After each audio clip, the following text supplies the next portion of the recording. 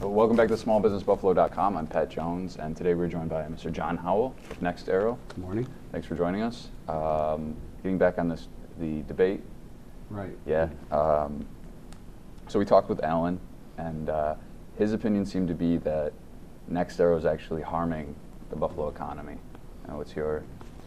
Well, he also said that if it works, it would be a good thing.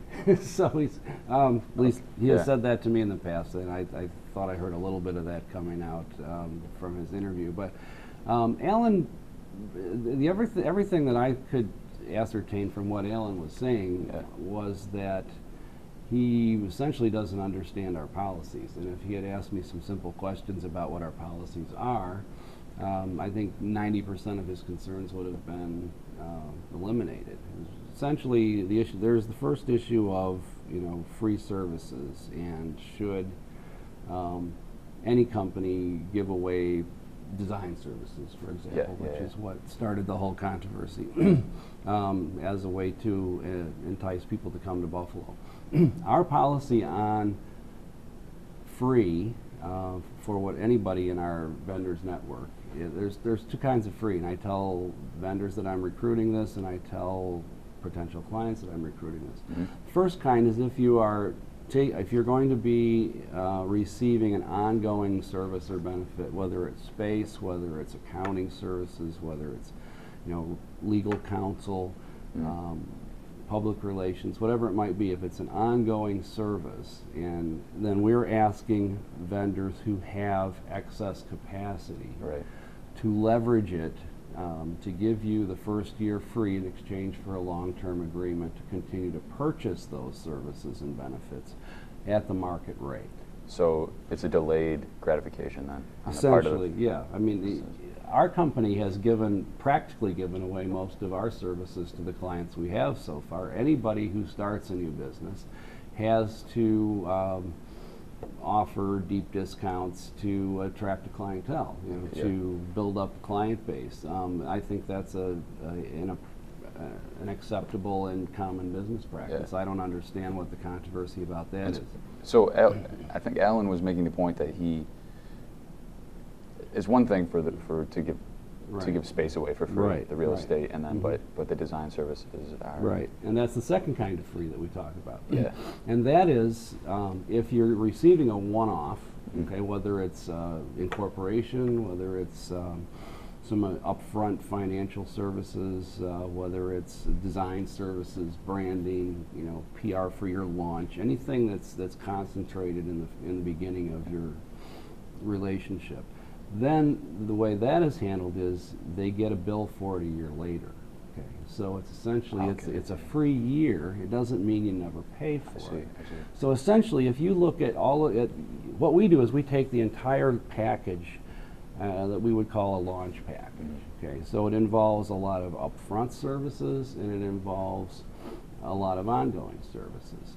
And you get the whole thing, everything that you would normally have to pay for if you were going to do it on your own, at no charge the first year, with the exception of the admission fee that we charge people to get into the program. And then at the beginning of the second year, you're going to be paying for everything that you received the first year, one way or another. Okay. So we consider the upfront launch services to be something that could be amortized over the last 4 years of a 5-year agreement, essentially. So now Queen City Design Studio, who started the whole controversy with their one very generous offer, they said we're going to give free services to 1, 2, or 3 nxtARROW clients. That was almost a literal quote of their tweet. We didn't ask them to give it away. We would have certainly, and still would be, more than happy to have them bill a year later for it if they want to do that.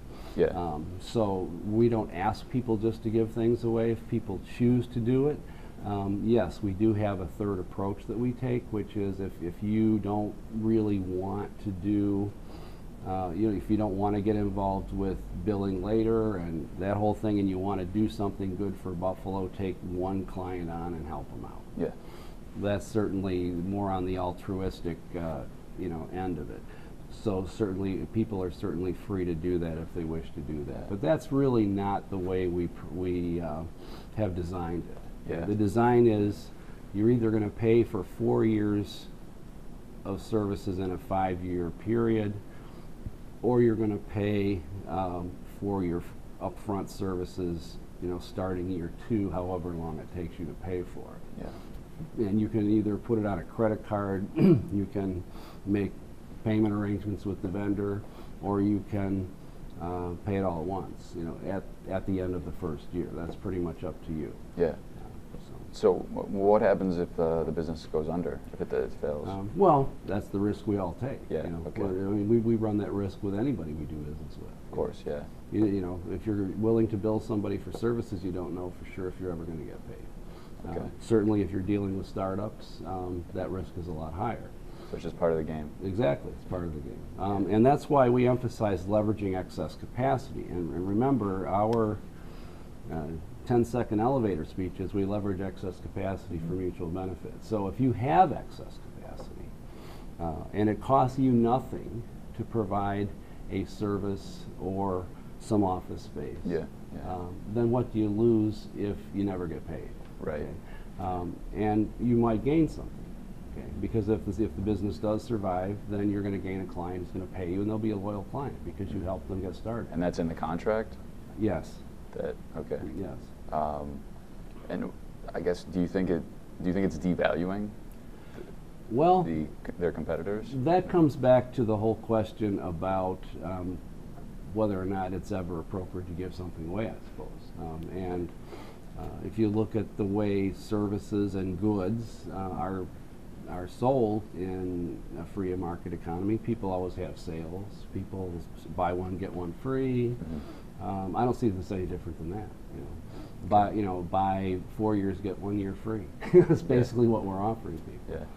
And what's your stance on a debate at this point? I'm still more than happy to be involved in a debate. I think it would be very productive and quite entertaining, to have a live debate in front of an audience with Alan and with his boss, who's also made a lot of statements, right, that aren't quite so well chosen. His boss tends to be rather well, he's not very tactful, let's put it that way. Yeah. So I'd be more than happy to debate either or both. And I believe that our idea is a valid idea, and I believe it's the best idea that anybody's come up with in Buffalo so far. Yeah. And I would be more than happy to defend it, in a debate in front of an audience, in any type of venue, because I think the ideas will speak for themselves. Yeah.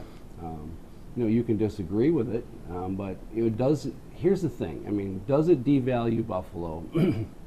No. What it does is it gets people here. Okay. And if I felt that Buffalo had to devalue itself or just had to kind of concede we're not very good, so the only way we'll get you here is to give you something for free, then why would you stay here? Okay. We'll get you here for free, and then you're going to want to leave because you're going to be so miserable. That's not the point. The point is we want to get you here because there are hundreds of places competing for you. Okay. And Buffalo is not on the top of anybody's list right now because we've done a great job of keeping our best attributes a secret. Mm. So what we're doing is we're trying to create incentives to get people to pay attention to Buffalo. The goal would be to not have to do it anymore. My job will be done when we no longer have to create incentives to lure people here, when we can actually take a program that has succeeded and take it to another city that's having trouble, and help them sell their strengths and bring people to that city. No, I don't think it devalues Buffalo at all. I think it just brings attention to the strengths that we have in a creative way. That people will pay attention to, and especially if you look at the segment of the market that we're appealing to. We're not appealing to people that can get oodles of venture capital money. We're appealing to people who are underfunded or unfunded. We're appealing to bootstrappers, And those are people who would not only benefit the most from what we have to offer here, but probably would appreciate the lifestyle here more, and would appreciate the ability to get a house for well under $100,000 and still have a decent house, and not have to sit in traffic for hours. I mean, all of those things, you know, they come together very nicely. But how do you get people here? They may want to come. They may, once they've seen Buffalo, they may say, wow, this would be a great place to come, but maybe they still can't afford to come without some additional incentives. Right. So those are the people that we're aiming at, and I don't see any other way to make it work. Yeah. The one issue that we'd like to be able to address is the fee that we charge. We'd love to be able not to charge them anything.